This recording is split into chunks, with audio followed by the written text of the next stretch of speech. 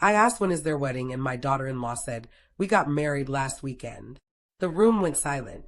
I could hear my own heartbeat pounding in my ears, as if the walls of my living room in Ohio were closing in on me.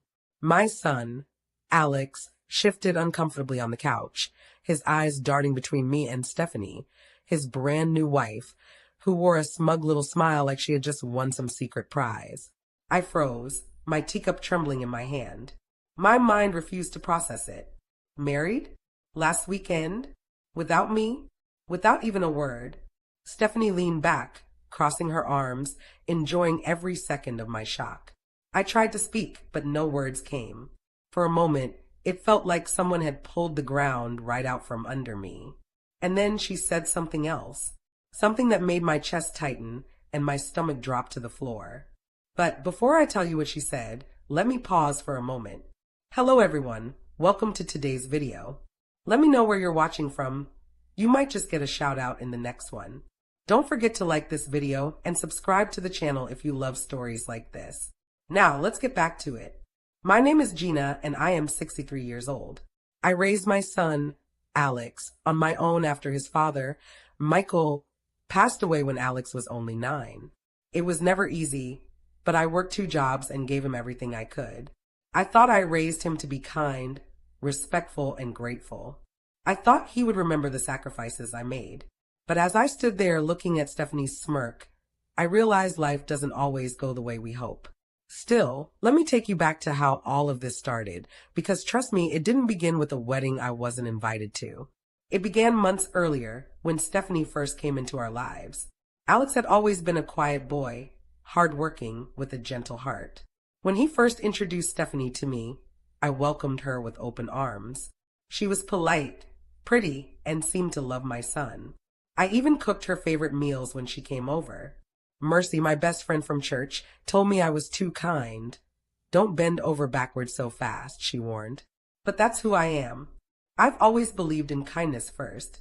For a while, things seemed fine. But then little things began to change.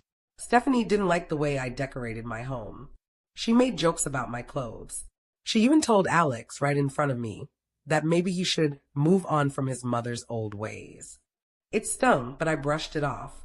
After all, love makes people blind, and I wanted to give her a chance. Still, there was something about her eyes, sharp, calculating, that never let me rest. One evening, I was cooking dinner when Alex stopped by. He looked nervous, shifting on his feet like he had something heavy on his chest. "Mom," he said, "Stephanie doesn't feel comfortable having you around us so much. She thinks you're interfering." My heart cracked, but I stayed calm. "Interfering? Alex, I only want what's best for you." He avoided my eyes. That was the first blow. But the real blow came weeks later. Stephanie stopped answering my calls. Alex visited less and less. And then Mercy came over with the church bulletin and told me she'd overheard Stephanie at the grocery store bragging about how she'd soon cut me off completely. I didn't want to believe it. I thought Mercy must have misheard.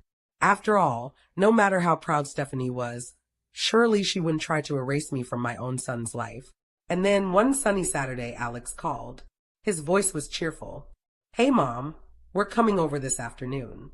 We have some news. I baked a pie." I set the table. I thought maybe he was going to announce an engagement. My heart was full of hope, ready to celebrate. But when they walked through the door, holding hands, Stephanie's grin told me this wasn't going to be the kind of news I'd been waiting for. We sat down in the living room. I smiled, my voice light. "So, when is the wedding?" Stephanie tilted her head, her smile growing wider. "We got married last weekend." The teacup in my hand shook so badly I thought it would shatter. And then she leaned forward and whispered just loud enough for me to hear, words that sliced deeper than any knife. Stephanie leaned forward, her lips curling into a smile so thin it almost didn't look human. Her voice was soft, almost like a secret, but sharp enough to pierce right through me. "You weren't invited because you weren't wanted there." The air seemed to vanish from the room. My fingers clenched the fragile porcelain teacup so tightly I thought it might snap in half. My son sat beside her, silent, his gaze fixed on the floor. He didn't defend me. He didn't even blink. The world tilted. My son, the boy I carried for 9 months, raised through sickness and sacrifice, shielded from the cruelty of this world, had just let his wife humiliate me in my own living room. My voice trembled, but I forced the words out. Not wanted? Alex, is this true? He shifted uncomfortably, still not looking at me. Mom, it was just easier this way. Easier. That word burned into me. They had stripped me from the most important day of his life, something I had prayed for, dreamed of, and waited to see, and he called it easier. I wanted to scream. I wanted to cry. But instead, I sat very still, clutching that cup, every nerve in my body vibrating. Stephanie leaned back, triumphant, as if she had just won a battle I didn't even know I was fighting. You should be happy for us, Gina. We're starting fresh, our own family. You'll understand someday. Her words hung heavy in the room, but I knew, deep in my bones, that I would never forget this moment. Hello, everyone. Thank you for sticking with this story. Drop a comment and let me know if you've ever seen someone turn their back on kindness. And don't forget to like and subscribe so you don't miss the next part of this story. Now, let's get back into it. I didn't sleep that night. I sat at my kitchen table, staring at the untouched pie I had baked for their good news. Mercy came by the next morning, bringing fresh bread, and when she saw my face, she knew something was wrong. They got married, I whispered. She gasped, setting down the bread. What? Without telling you? And Stephanie said, I wasn't wanted there. Mercy's lips tightened. That woman is poison, Gina. I told you. I told you the first day I saw her eyes. But I shook my head. No, I don't want to believe my son could stand by and let her do this. He must be blind. He must not see what she's doing. Mercy reached for my hand, her voice soft. Kindness is your gift, Gina. But don't let kindness make you a doormat. You deserve respect. Her words sat heavy in my heart. I had always believed in love and forgiveness, in turning the other cheek. But what happens when every cheek is bruised? Weeks passed. Alex barely called. When he did, Stephanie's voice was always in the background, giving instructions, laughing loudly, sometimes even cutting him off mid-sentence. I tried to move forward. I poured myself into the community center, helping children after school with reading. Their laughter filled some of the emptiness in my heart. Sometimes one of them would hug me so tightly that tears would sting my eyes. It reminded me of when Alex was small, when he needed me. But at night, when the house was quiet, the silence pressed in like a heavy blanket. I missed my son. I missed his voice, his warmth, the bond we once shared. One Sunday after church, Pastor Joe stopped me at the door. Gina, you've been quiet lately. Everything all right? I forced a smile. I'm fine, Pastor. Just adjusting. He studied me for a moment, then nodded. Remember, storms don't last forever. But sometimes God gives us storms to wash away the things that don't belong in our lives. I thought about his words all afternoon. Could Stephanie be that storm? A month later, Alex finally came by alone.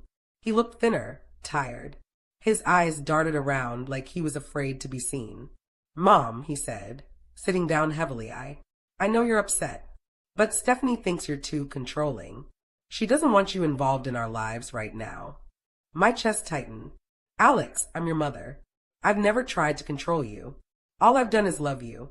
He rubbed his temples, sighing. She says you judge her, that you don't respect her. I blinked. Respect her? Alex, she told me to my face that I wasn't wanted at your wedding. How can I respect someone who disrespects me? His shoulders slumped. For a moment, I thought I saw guilt flicker across his face. But then he shook his head. It's complicated, Mom. Just give it time. Give it time. Another blade in my chest. That night, I sat on my porch, staring at the fading light over the Ohio fields. Mercy joined me, sipping tea, quiet for a long time. Then she said, You know, Gina, sometimes people don't wake up until they lose the thing they take for granted. Her words lingered. I wondered if Alex would ever wake up, or if Stephanie had already built a wall so high he'd never see me again. Still, despite everything, I decided to take the higher road. I sent them a card on their 2-month anniversary with a short note. Love is patient. Love is kind. I hope your marriage is full of both. I thought maybe it would soften Stephanie's heart. Maybe she would see that I wasn't her enemy. But the next day, I received a text from an unknown number. The message was short, cruel, and unmistakably from her. Stay out of our lives. You had your chance. He's mine now. My hand shook as I read it. My vision blurred. And then, as if fate wanted to hammer the knife even deeper, I heard a knock on the door. I opened it to find Alex, his face pale, holding a stack of papers in his hands. Mom, he said quietly, Stephanie wants you to sign these. She doesn't want you visiting us anymore. The papers trembled in his hands. I looked at him, my heart breaking in slow motion. The stack of papers in Alex's hands looked heavier than bricks. His fingers twitched nervously around the edges, like even he knew he shouldn't be standing there. I stared at him, my chest tight. What are those? He didn't answer right away. His eyes darted past me, to the hallway, the kitchen, anywhere but my face. Finally, he whispered, Stephanie, she wants you to sign them. It's a no-contact agreement. The words hit me like a slap.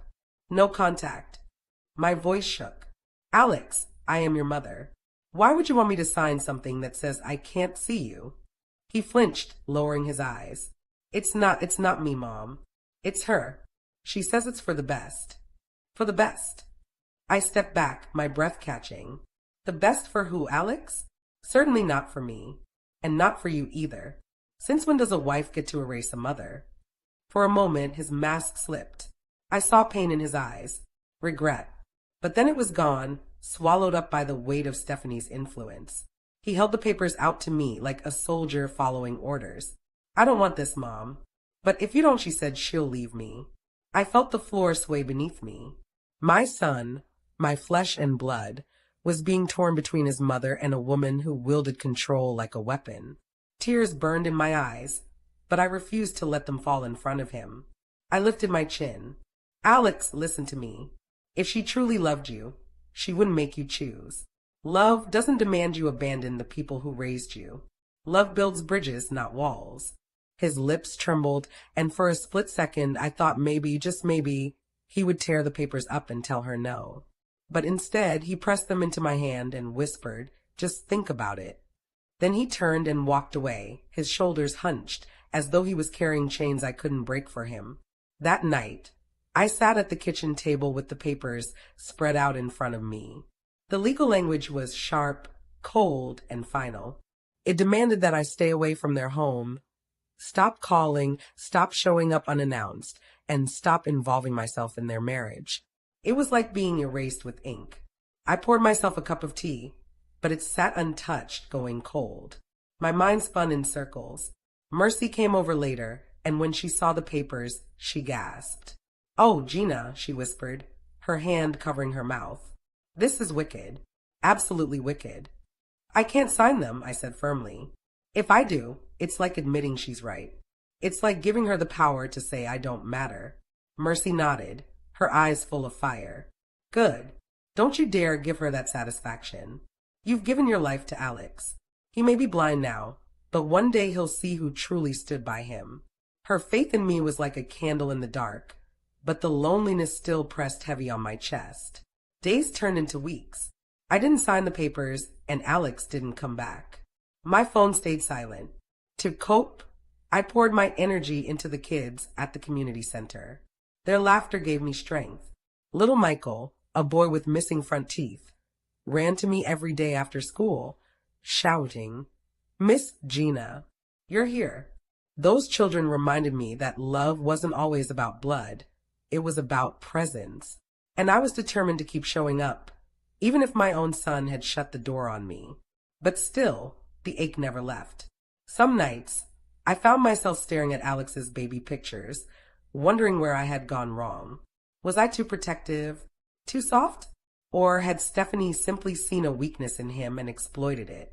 One Sunday after church, Pastor Joe preached about forgiveness. He said, sometimes forgiving doesn't mean letting people walk all over you. It means letting go of the power their actions have over your peace. His words sat with me. Maybe forgiveness wasn't about excusing what they did. Maybe it was about not letting Stephanie's cruelty poison me from the inside. I started journaling. Every night, I wrote down one thing I was grateful for: sunsets, Mercy's laughter, the hug of a child at the center. Slowly, the heaviness lifted, little by little. But then, just as I was learning how to breathe again, the phone rang. It was a number I didn't recognize. I answered cautiously. "Hello." A man's voice, calm but formal, came through. "Is this Gina Matthews?" "Yes. This is Attorney Franklin. I represent your son, Alex, and his wife, Stephanie. I'm calling to inform you that if you refuse to sign the no-contact agreement, my clients are prepared to take legal action." The room spun. My knees went weak, and I had to grip the counter to stay standing. "Legal action? Against me?" "Sir," I whispered, my throat dry, "I am his mother. I haven't harmed anyone. Why would they do this?" The lawyer cleared his throat. "Mrs. Matthews, this isn't personal. My clients feel it is necessary for their peace of mind. I suggest you comply." My heart thundered. My own son, my Alex, was threatening to drag me into court if I refused to disappear from his life. The call ended, leaving me trembling in the middle of my kitchen, the hum of the refrigerator the only sound in the silence. And as I sank into the chair, clutching the phone in my hand, I realized this was no longer just Stephanie's cruelty. This was war. The phone slipped from my hand, clattering against the kitchen floor. I sat frozen in the chair, my chest tight, my breath shallow. A lawyer. My son and his wife had actually gone so far as to hire a lawyer against me. I whispered aloud, as if Alex could hear me through the walls. "How could you do this to your own mother?" The quiet house gave no answer. My mind raced. I had raised him through poverty and long nights of hunger. I had walked to work in the snow so he could have new shoes for school. I had sat at his bedside through every fever, every heartbreak, every scraped knee. And now, he was treating me like a criminal. The phone buzzed again. Mercy's name flashed on the screen. I answered with a shaking hand. She didn't even say hello. "You sound strange, Gina. What happened?" My voice cracked. They called a lawyer on me, Mercy. They said if I don't sign those papers, they'll take legal action. There was a pause, then a sharp intake of breath. "That girl," Mercy hissed, "is a snake. And your son," he's letting her coil around him. "But don't you dare sign, Gina. Don't let them erase you." I wanted to believe her strength could be mine. But in that moment, all I felt was weak. That night, I tossed in bed, the darkness pressing on me like a weight. My mind replayed the conversation over and over until dawn. By morning, I had decided I couldn't fight this battle alone. I made an appointment with a local attorney, a man named Daniel Foster. His office smelled of coffee and old books, and when I told him everything, he leaned back, his brows knit. "Gina," he said, "this so-called no-contact agreement has no real standing unless you've done something harmful. Parents don't just get erased because a spouse doesn't like them." Relief flickered through me, but it was faint, like a candle in the wind. "So they can't force me?" He shook his head. "Not without a reason. What they're trying to do is intimidation. Emotional manipulation." The word settled on me like armor. Maybe I wasn't powerless after all. But then he leaned forward. "That said, if they pursue legal action, it could get messy. Public. Painful. You need to decide if standing your ground is worth the storm." I walked out of his office with my head high. But inside, I was still trembling. The next week stretched long. I refused to sign, and I heard nothing more from the lawyer. Alex didn't call. Stephanie didn't show up. Life fell into a strange silence. But silence has a way of making small things shine. The children at the community center became my light. Michael, the gap-toothed boy, brought me a drawing one afternoon. A stick-figure woman with a big smile, surrounded by little hearts. Underneath, in crooked letters, he'd written, "I love Miss Gina." Tears stung my eyes as I hugged him. That little boy had no idea how much he saved me in that moment. Evenings with Mercy also became my anchor. We baked together, talked about old times, even laughed, though sometimes my laughter cracked like broken glass. And on Sundays, Pastor Joe's sermons gave me just enough strength to face another week. He spoke one morning about Job, the man who lost everything but never gave up his faith. I held on to that story like a lifeline. For a while, I thought maybe this was it. that I would live in the quiet, watching from a distance, hoping one day Alex would wake up. But storms don't stay quiet forever. It was a Friday evening when it happened. I was sweeping my porch when I heard tires screech outside. A car door slammed, and then Stephanie stormed up my walkway, her heels clicking like hammers. Before I could even greet her, she pointed a finger at me, her eyes blazing.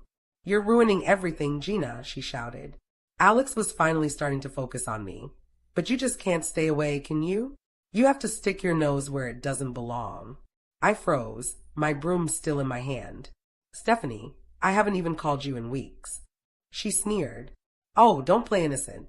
He talks about you. He worries about you. And I'm sick of it. If you don't sign those papers, I'll make sure Alex never sees you again. Ever." Her words sliced through me, but I stood tall. "Stephanie, one day Alex will see who you really are. And when that day comes, it won't be me he resents. It'll be you." Her face twisted with rage. She took a step closer, her voice dropping to a hiss. "Careful, Gina. I know things about Alex you don't. Secrets. And if you push me, I'll use them. I'll destroy both of you." The air grew cold, the sun dipping low behind her like a warning. And in that moment, I realized Stephanie wasn't just cruel. She was dangerous. Her words slithered into my ears like poison. "I know things about Alex you don't. Secrets. And if you push me, I'll use them. I'll destroy both of you." I gripped the broom tighter, forcing myself not to flinch under her glare. My heart pounded, but I steadied my voice. "If you truly loved Alex, you wouldn't talk about destroying him. Whatever secrets you think you're holding over his head, remember, secrets have a way of coming out on their own." Stephanie's smile curled, sharp as broken glass. "We'll see." Then she turned on her heel, storming back down the path to her car. Gravel spat under her tires as she sped off, leaving only the echo of her threat behind. I sank into the porch chair, my hands trembling. What secrets could she possibly mean? Alex had grown up under my roof. I knew his habits, his struggles, his fears, unless there was something he had hidden from me as he got older. The thought gnawed at me long into the night. The next morning, Mercy came over, bringing blueberry muffins. She found me sitting at the table, staring into my untouched coffee. "What happened?" she asked immediately. I told her everything, every word, every threat. Mercy's face darkened. "That woman is digging claws where she doesn't belong. But don't let her scare you, Gina. She thrives on fear. That's her weapon." "I just don't understand," I whispered. "What could Alex possibly be hiding that she thinks she can use?" Mercy reached across the table, taking my hand. "Whatever it is, Gina, remember this. Alex may be blind right now, but he's still your son. And the truth has a way of clawing its way to the surface. One day he'll see." Her words soothed me a little, but the knot in my stomach wouldn't loosen. Days stretched on. Alex didn't visit. Stephanie didn't call. The silence became heavy again. But I refused to let it crush me this time. I poured myself into the community center, where the children's laughter kept me afloat. One afternoon, little Michael tugged at my sleeve. "Miss Gina, why are you sad sometimes?" I blinked back tears. "Because people I love aren't very kind to me right now." He frowned, then hugged me tight. "Well, I love you." The simplicity of his words nearly undid me. That little boy, with nothing to give but honesty, reminded me that love doesn't come with conditions or threats. But still, questions about Alex's secrets haunted me. I tried to pray it away, to bury it under kindness, but it gnawed at me day and night. Then one evening, as I was locking up the community center, a car pulled up. To my shock, Alex stepped out. He looked exhausted, dark circles under his eyes, his clothes wrinkled, his face thinner than I remembered. "Mom," he said softly, almost broken. I froze, my keys still in the door. "Alex, what's going on?" He glanced around, making sure no one was nearby, then walked toward me. "I can't stay long. Stephanie doesn't know I'm here." My heart squeezed. "Alex, why are you sneaking around like this?" His voice cracked. "Because she's right. There's something you don't know. Something I never told you. And if she finds a way to use it, she could ruin me." The blood drained from my face.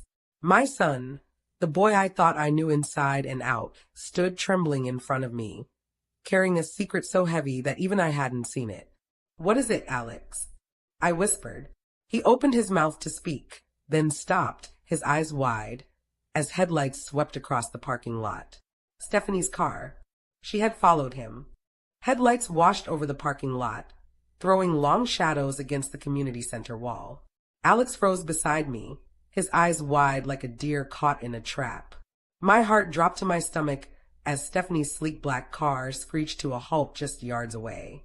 The driver's door flew open, and there she was, heels clicking sharply against the pavement, her blonde hair glinting under the streetlights, her mouth curled into that all-too-familiar smirk. "Well, well," she said, her voice dripping with satisfaction. "What do we have here? A secret meeting? How cute." Alex's shoulders tensed, his jaw tightening. "Stephanie, I just needed to talk to my mom." She scoffed. "Talk? About what, Alex? About things you should be keeping between us. Or maybe you were about to tell her everything you've been hiding." Her eyes snapped to me, sharp and cruel. "Isn't that right, Gina?" I took a step forward, refusing to cower. "Stephanie, whatever you think you're protecting, tearing a son away from his mother is no way to build a marriage." Her smile widened, venomous. "Oh, please, don't act so noble. Alex has secrets, big ones, that would break your precious heart if you knew. And I'm the only one keeping them quiet." I looked at Alex, whose face had gone pale, his hands trembling at his sides. His silence spoke louder than words. There was something real. "Alex," I whispered, my voice firm, "whatever it is, you can tell me. I am your mother. Nothing will change that." His lips parted, but Stephanie stepped between us, her heels clacking as if sealing the space with every click. "Don't you dare, Alex.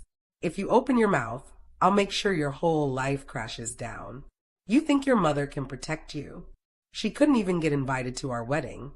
The words sliced deep, but I stood my ground. "Threats won't keep the truth buried forever, Stephanie.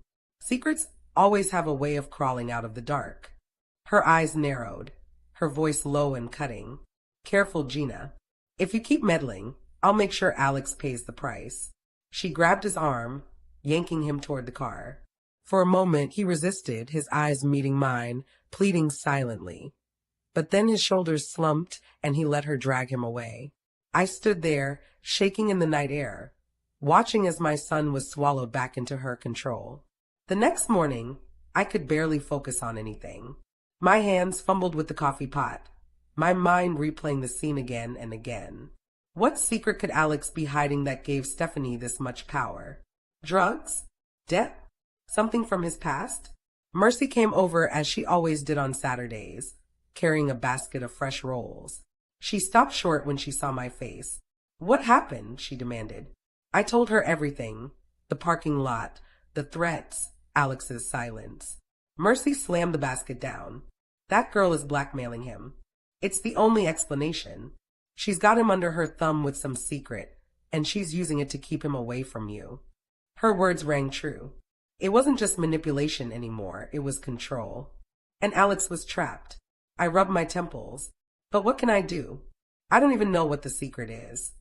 Mercy leaned in, her eyes fierce. "Then find out. If she's holding something over him, you need to know what it is before she uses it to destroy him." The thought terrified me, but deep down I knew she was right.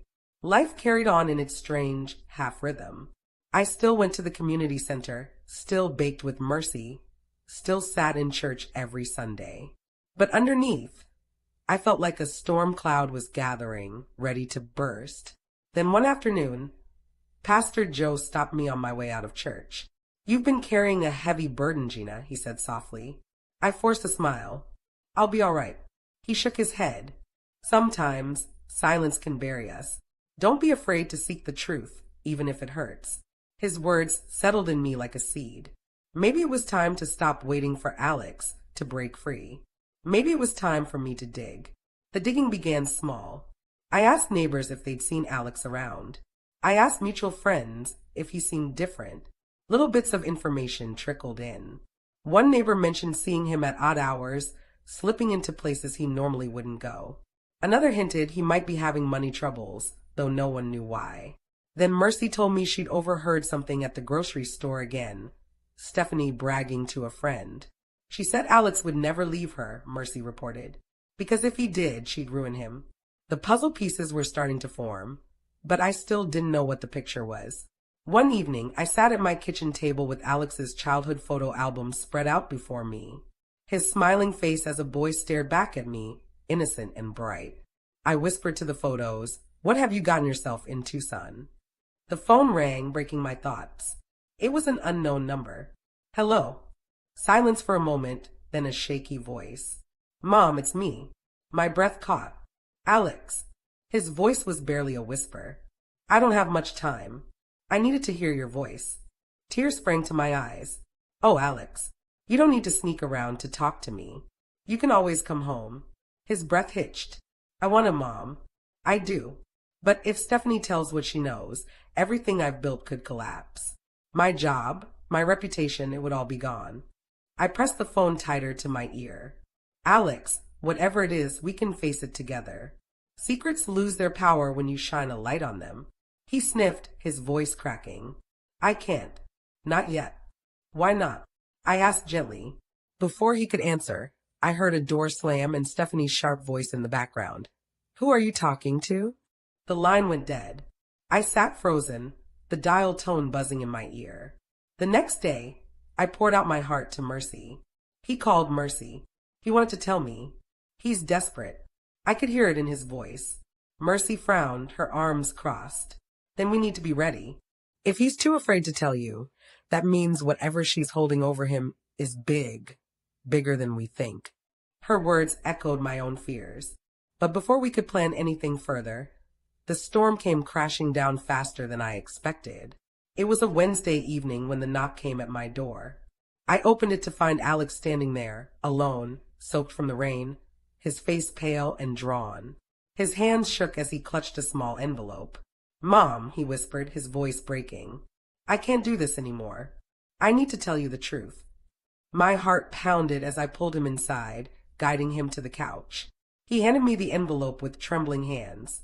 "This," he said, "is what she's been holding over me." I stared at the envelope, my breath caught in my throat. Whatever was inside held the power to explain everything, and possibly destroy my son's life. My hands trembled as I held the envelope.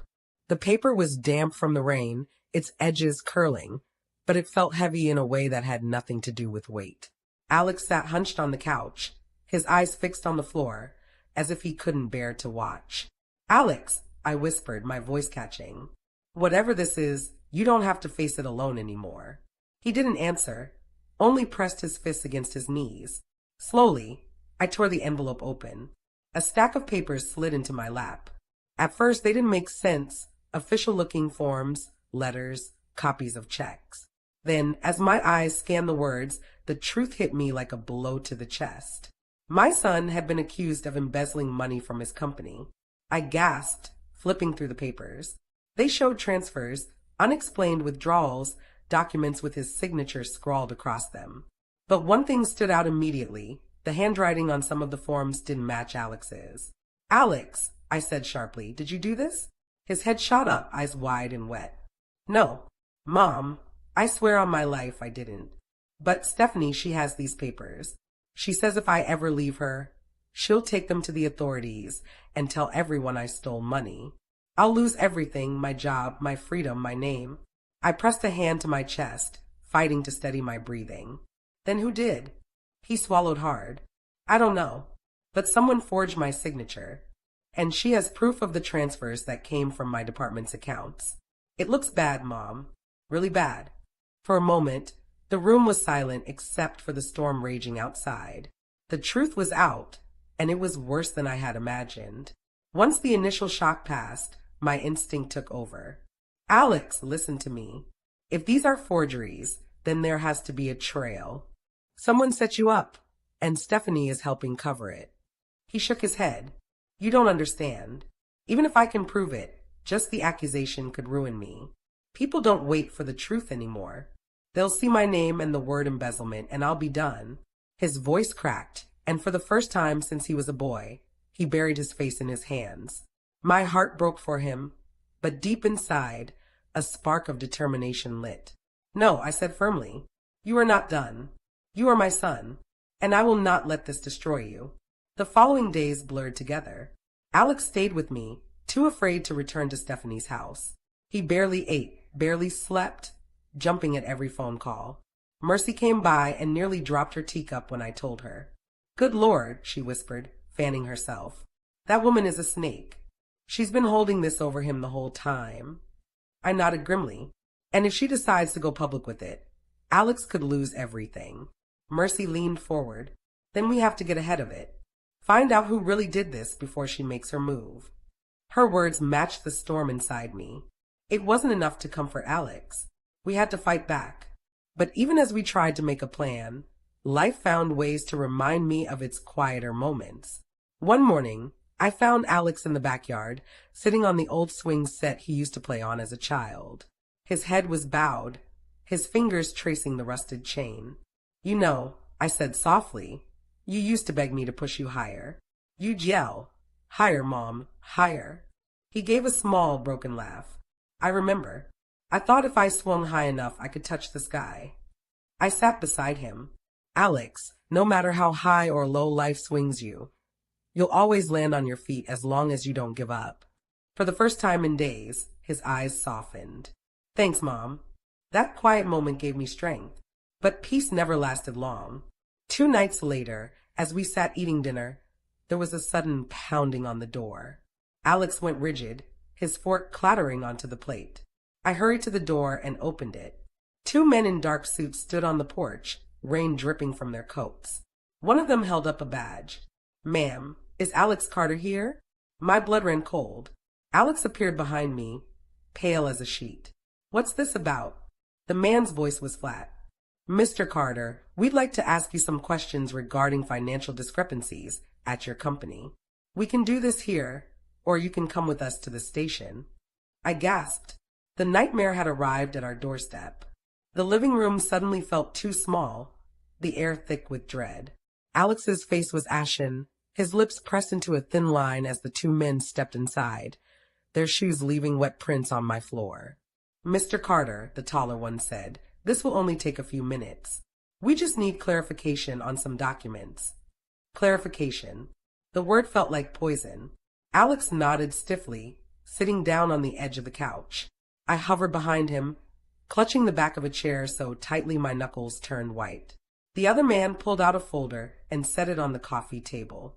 He flipped it open, revealing copies of the same papers I had seen in the envelope: transfers, withdrawals, signatures. "These accounts all point back to you," he said. "Can you explain these?" Alex swallowed hard, his voice barely steady. "I didn't do this. Those signatures aren't mine. Someone forged them." The taller man raised an eyebrow. "That's a serious claim. Do you have any proof?" Alex hesitated, his shoulders sinking. "No, not yet." I stepped forward, unable to keep quiet. "But you will have proof. Someone set him up, and we're going to find out who. You can't just accuse my son without looking deeper." The men exchanged a glance, then one of them said, "We're not accusing yet, ma'am. We're gathering information. But you should know, someone has already filed a formal complaint. If more evidence surfaces, there could be charges." My stomach dropped. Someone had filed a complaint. That someone could only be Stephanie. The men closed the folder and stood. "Mr. Carter will be in touch. In the meantime, don't leave the state without informing us." With that they left, their footsteps echoing into the stormy night. The silence they left behind was deafening. Alex collapsed onto the couch, his hands gripping his hair. "It's over, Mom. She's done it. She's turned me in." I knelt beside him, forcing him to look at me. "No, it's not over. If she can forge your signature, then she, or whoever she's working with, left a trail. And we're going to find it." Mercy came over as soon as I called, bringing her fierce energy with her. She listened to everything, her face hardening. "That witch," she spat. "She's playing dirty. But if she thinks she's smarter than us, she's got another thing coming." I almost laughed at her fire, though my chest was heavy with fear. Where do we even start? Mercy tapped her chin. Follow the money. Every transfer leaves fingerprints. And if Stephanie got her hands on those documents, someone inside his company had to help. Her words sparked something in me. Maybe this wasn't just about Alex and Stephanie. Maybe there was a bigger web behind it all. Life slowed into tense waiting. Days passed with Alex barely leaving the house. He jumped whenever the phone rang, afraid it would be more investigators. I tried to distract him, cooking his favorite meals, telling old stories, reminding him of better times. One evening, as we washed dishes together, I said, Alex, do you remember when you wanted to be a pilot? You used to run around the yard with your arms out like wings. A faint smile tugged at his lips. Yeah, I really thought I could fly. You still can, I said softly. Not with wings, but by rising above this. Don't let her clip you. He nodded, though doubt still clouded his eyes. Then, one morning, I got a call that changed everything. It was Michael, an old family friend who worked in accounting at Alex's company. Gina, he said cautiously, I probably shouldn't be calling, but I heard what's happening with Alex. I need you to know things aren't adding up here. The accounts in question, they don't just have Alex's name on them. There are approvals from higher up, too. Someone is trying to pin this all on him. My pulse quickened. Michael, can you prove that? He hesitated. I might. But if I dig too deep, I could lose my job. Or worse. Please, I begged. Alex's future is on the line. If you can help us, you'd be saving him. Michael exhaled shakily. All right. I'll see what I can find. I hung up, my hand shaking. For the first time in weeks, I felt a sliver of hope. I rushed to tell Alex. His eyes lit up, though fear still lingered. If Michael can prove this, maybe I'll be cleared. Yes, I said firmly. But we can't just wait. We need to prepare for whatever Stephanie does next. And as if the devil herself had been listening, the very next day we found out. It was late afternoon when the knock came at the door again. My heart leapt into my throat, terrified it was the investigators returning. But when I opened the door, my blood ran cold. It wasn't the authorities this time. It was Stephanie. She stood there in her tailored coat, umbrella dripping rain onto the porch, her smile sharp as glass. Hello, Gina, she said sweetly. May I come in? Before I could answer, she stepped inside, brushing past me like she owned the place. Alex appeared in the hallway, his face tightening the moment he saw her. What are you doing here? He snapped. Stephanie set her umbrella aside, her eyes glinting. Oh, just checking in. I heard the investigators stopped by. Such a shame. It would be awful if this whole thing went public, don't you think? Her gaze shifted to me. But maybe it doesn't have to. If Alex does exactly what I say. I crossed my arms, standing tall. And what is it you want this time? Her smile widened. Simple. I want Alex to sign over half of his shares in the company to me. Once that's done, I'll make sure these accusations disappear. Alex's jaw dropped. You can't be serious. Oh, I'm very serious, she purred. Give me what I want, or you'll be wearing an orange jumpsuit by next month. The room went cold, her words slamming into us like a hammer. She wasn't just blackmailing Alex anymore. She was trying to strip him of everything he had built. The words hung in the air like a blade. Sign over half your shares, or you'll be wearing an orange jumpsuit. Alex's face twisted with rage. You can't do this, Stephanie. That company is mine. I worked my way up from nothing. Stephanie leaned against the doorframe, crossing her arms, her smirk only deepening. Correction, it's ours. Marriage means what's yours is mine. But I'd prefer not to drag the courts into it. Just make it official, and this whole little problem goes away. I stepped forward, my voice sharp. That's extortion. Do you realize what you're saying? She tilted her head, feigning innocence.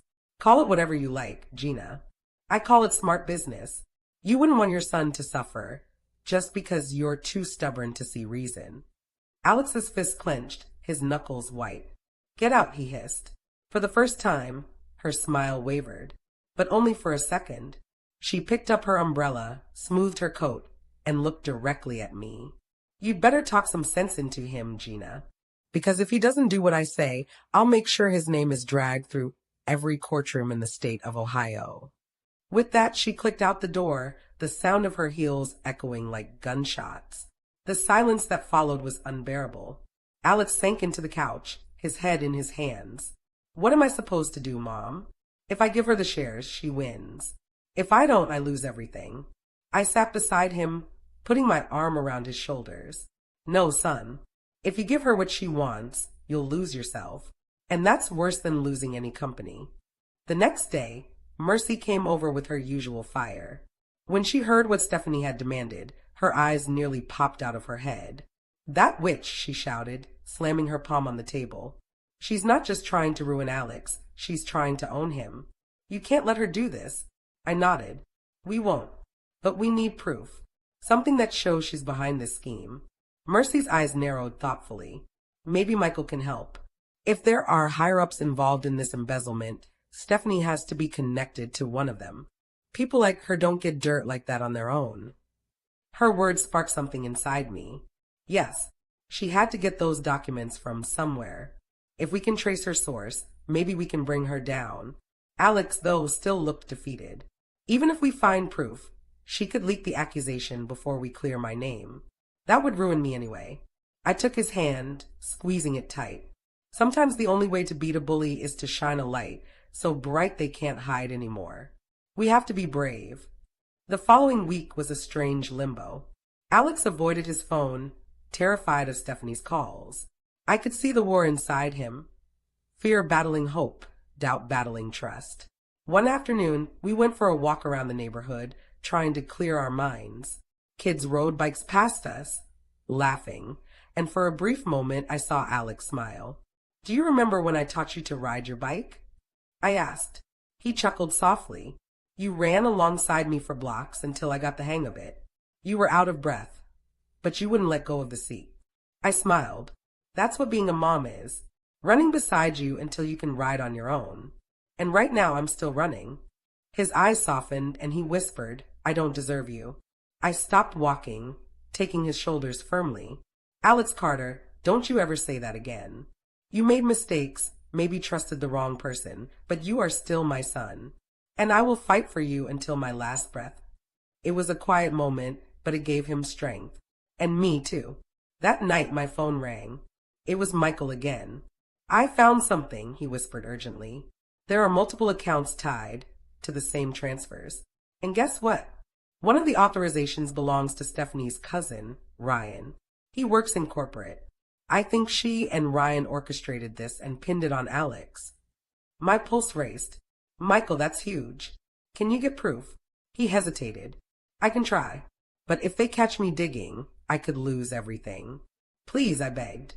You're our only chance. He sighed heavily. All right. But be ready if I find what I think I will. This could get dangerous. When I hung up, my heart pounded. The web was bigger than I thought, and now someone else's neck was on the line. The next morning, Alex sat at the kitchen table, staring blankly at a cup of coffee. I told him about Michael's discovery. His eyes widened. Her cousin? Of course. I should have known. She always bragged about how Ryan had her back at work. This is it, Alex, I said firmly. If Michael can get the evidence, we can prove you were framed. But before hope could settle in, the phone buzzed with a new message. Alex's face drained as he read it. It's from Stephanie, he said, his voice hollow. She says, if I don't sign the papers transferring the shares by the end of the week, she'll hand everything over to the authorities. Mercy, who had just walked in, nearly dropped her purse. The end of the week? That gives us barely any time. Alex's hand shook. What if Michael doesn't find anything in time? I stood tall, my voice steady even as fear gnawed at me. Then we stall her. She thinks she's got us cornered, but she doesn't know we're digging into her. If she wants a game, we'll play. Alex stared at me, a flicker of admiration in his weary eyes. I don't know how you stay so strong, Mom. I smiled sadly, because if I break, you break. And I won't let that happen. For a moment, life felt almost normal again. We had a sliver of hope, a plan forming, and Michael on our side. But fate wasn't about to let us rest easy. That evening, just as we finished dinner, there was another knock at the door. My heart leapt into my throat. When I opened it, I expected to see Mercy or maybe Michael. But it wasn't either of them. It was two uniformed police officers. Ma'am, One said grimly, "We need to speak with Alex Carter. He's being officially charged with embezzlement." My vision blurred. Alex's chair scraped back violently behind me. "No," I whispered, my whole body trembling. The officer's voice was unyielding. "Mr. Carter, you're under arrest." And just like that, my son's wrists were bound in cold steel cuffs. The sound of the handcuffs snapping shut was like a gunshot to my heart. Alex's face was pale, his eyes wide with disbelief as the officers read him his rights. "Wait," I cried, rushing forward. "You can't just take him like this. He didn't do anything." The taller officer's expression was flat. "Ma'am, we have a signed complaint and documentation tying Mr. Carter to embezzled funds. If he's innocent, he can prove it in court." I wanted to scream, to tear those papers from their hands, but all I could do was watch as they led my son out into the night. His eyes found mine one last time, filled with fear and something worse, shame. "Mom," he shouted as the door of the squad car slammed shut. "Don't let her win." Then he was gone. The house was silent when I stumbled back inside, but my mind roared with panic. Mercy sat at the table, her hands clasped together, tears shining in her eyes. "This is her," she whispered. "This is Stephanie. She's pulling the strings." I collapsed into the chair across from her. "She's not just pulling them, she's strangling him with them. And if we don't act fast, he's going to rot in a cell for something he didn't do." Mercy leaned forward, her voice sharp. "Then we fight harder. You hear me, Gina? We fight like hell." The next morning, I went straight to the jail. The process of visiting Alex was humiliating. Searches, paperwork, waiting in cold metal chairs, but nothing could have prepared me for seeing him behind glass, dressed in an orange jumpsuit just like Stephanie had threatened. He picked up the phone on his side, his hands trembling. "Mom, I can't believe this is happening." Tears blurred my vision. "We're going to get you out, Alex. I swear it. Michael is still digging. Mercy, and I won't stop until we clear your name." His voice broke. "But what if she wins? What if she ruins me before we can prove anything?" I pressed my hand to the glass. "Then she'll have to ruin me too. Because I'm not letting go, Alex. I never have, and I never will."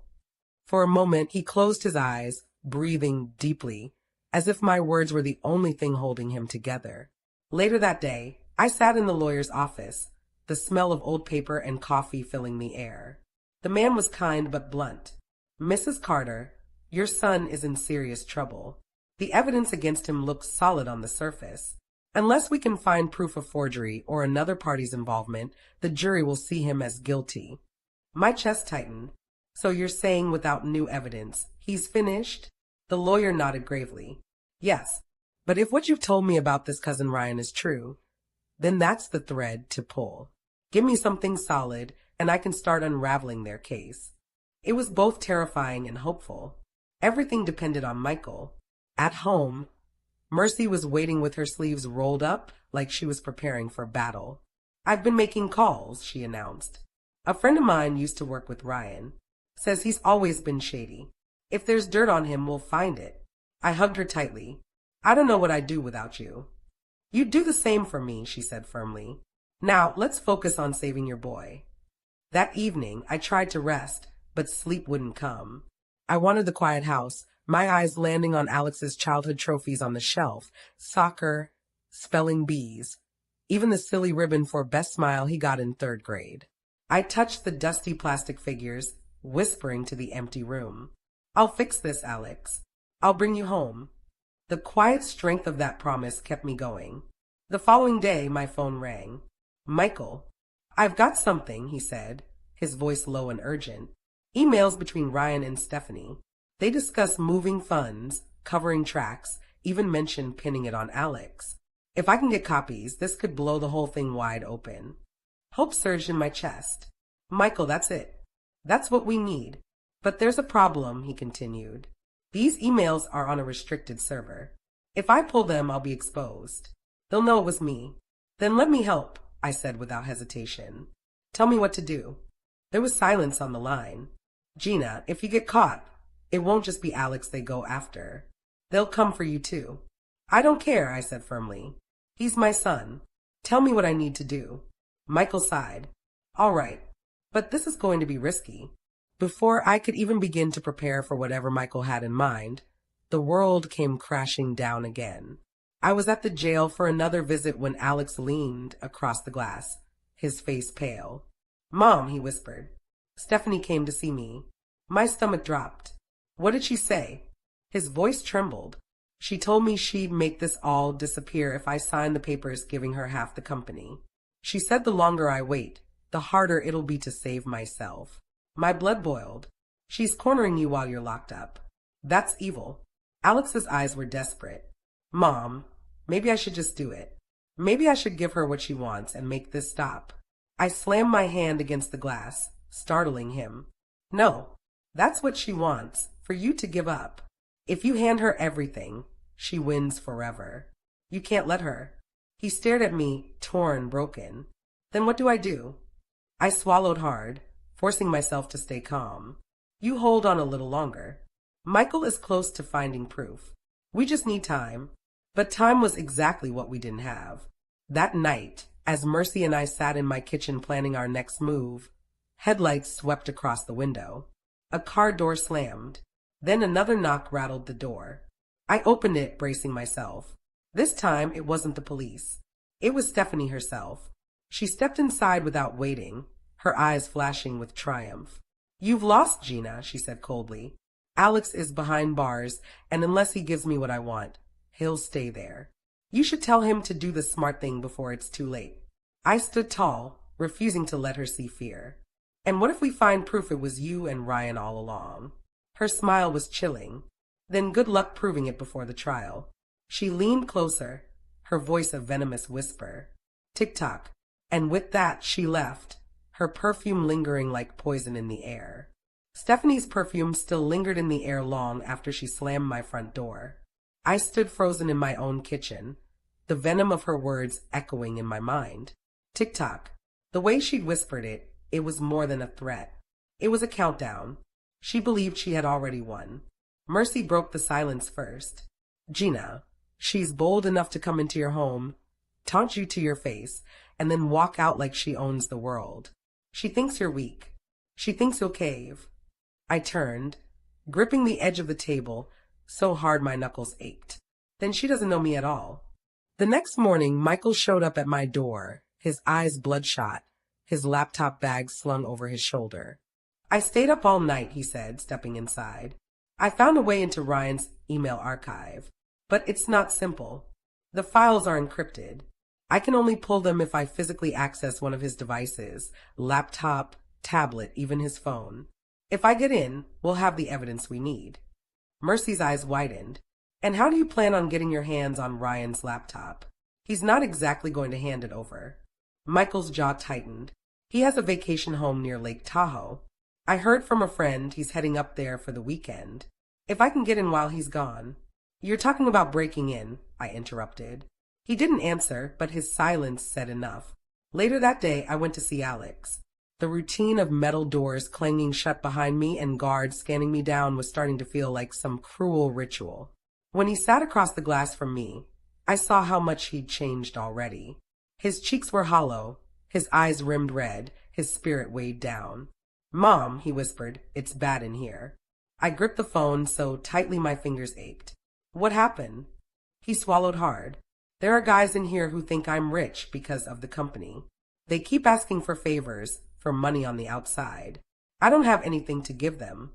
Yesterday, one of them shoved me in the cafeteria. I think they're testing me." My heart sank. "Alex, you have to stay strong. Don't let them break you." He gave me a weak smile. "I'm trying. But every night, I hear Stephanie's voice in my head, telling me I'll rot in here unless I sign. Maybe she's right, Mom. Maybe I should just give her what she wants." No, my voice cracked, but I forced steel into it. "She's bluffing. We're getting close. Michael has a plan." "Michael." His eyes lit with the faintest hope.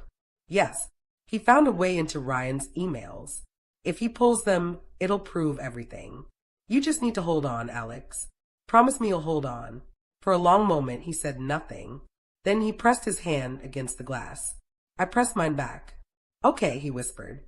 "I'll hold on." That night, Michael, Mercy, and I sat around my kitchen table, the air thick with tension.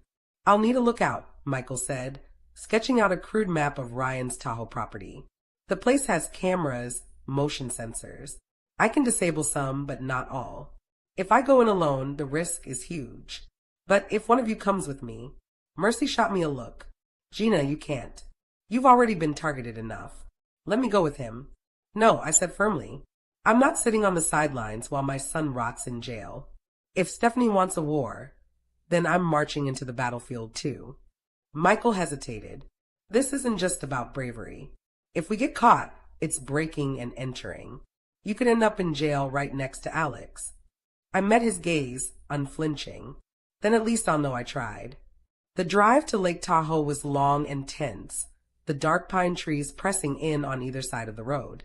Michael drove in silence, his knuckles white on the steering wheel. Mercy sat in the back, clutching a flashlight like it was a sword. Are we really doing this? She muttered. Yes, I answered, my voice steady. Because Alex's life depends on it. We reached the property near midnight. The house loomed on the hill, all glass walls and sharp angles, the kind of place built to impress.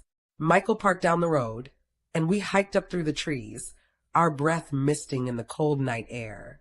This way, Michael whispered, leading us to the side door. He pulled out a small device from his bag, tapping it against the lock. With a faint click, the door swung open. Inside, the house was eerily silent, lit only by the glow of the security panel. Michael quickly tapped a code, muttering under his breath. 30 seconds before the silent alarm pings. Follow me. We crept into the study, where Ryan's laptop sat on the desk. Michael plugged in a flash drive and began typing furiously. Lines of code scrolled across the screen. Come on, he muttered. I stood by the window, heart pounding, every shadow outside looking like a threat. Mercy clutched her flashlight like she was ready to swing it at the first sign of movement. Then suddenly, beep. Michael froze. Damn it. The firewall's stronger than I thought. I need more time. How much? I whispered. 10 minutes. Maybe 15. 10 minutes felt like a lifetime. Halfway through, headlights appeared at the end of the driveway. Mercy's gasp was barely audible. Someone's here. I rushed to the window. A sleek black SUV pulled up, its engine humming. The driver's door opened. My blood turned cold. It wasn't Ryan. It was Stephanie. She stepped out in a tailored coat, her heels clicking against the pavement. She pulled out her phone, speaking quickly, then headed straight for the front door. She can't see us here, I hissed. Michael, we need to go. 5 more minutes, he whispered frantically, typing faster. I'm in the archive. Just a little longer. Mercy grabbed my arm, her eyes wide. Gina, if she catches us here, she'll bury us all. I looked back at Michael, sweat beading on his forehead, his fingers flying over the keys. And then I looked at the door. Stephanie's hand was already on the handle. Stephanie's hand was already on the front door. Michael's fingers flew across the laptop keys, beads of sweat rolling down his temple. Almost there, just a few more seconds. Mercy clutched my arm so tight, I thought she'd leave bruises. Gina, we need to get out now. The front door creaked open. Stephanie's heels clicked against the polished floor. My heart pounded, so loudly I was sure she could hear it from across the house. Michael muttered under his breath, Come on, come on. Then the flash drive beeped. I've got it. Michael whispered hoarsely, yanking it out. But it was too late. Who's there? Stephanie's sharp voice cut through the silence like a knife. I froze. Mercy went pale. Michael shoved the laptop shut and turned to us. Run. We bolted through the side door, sprinting into the trees as Stephanie's voice rose in fury. Hey, stop. Security. A dog barked somewhere in the distance. Lights flicked on inside the house. Branches whipped at my face as we tore through the woods, stumbling over roots, the sound of footsteps and shouting behind us. My lungs burned, but I didn't dare stop. Finally, Michael hissed, This way, and veered toward the road. His car was parked down a hidden dirt lane. We tumbled inside, just as a flashlight beam swept past the trees. The engine roared to life, and Michael floored it. Gravel sprayed as we sped away into the night. We didn't breathe until we were miles down the highway. Michael gripped the wheel, his knuckles white. We almost got caught. Mercy panted in the back seat, eyes wide. But did we get enough?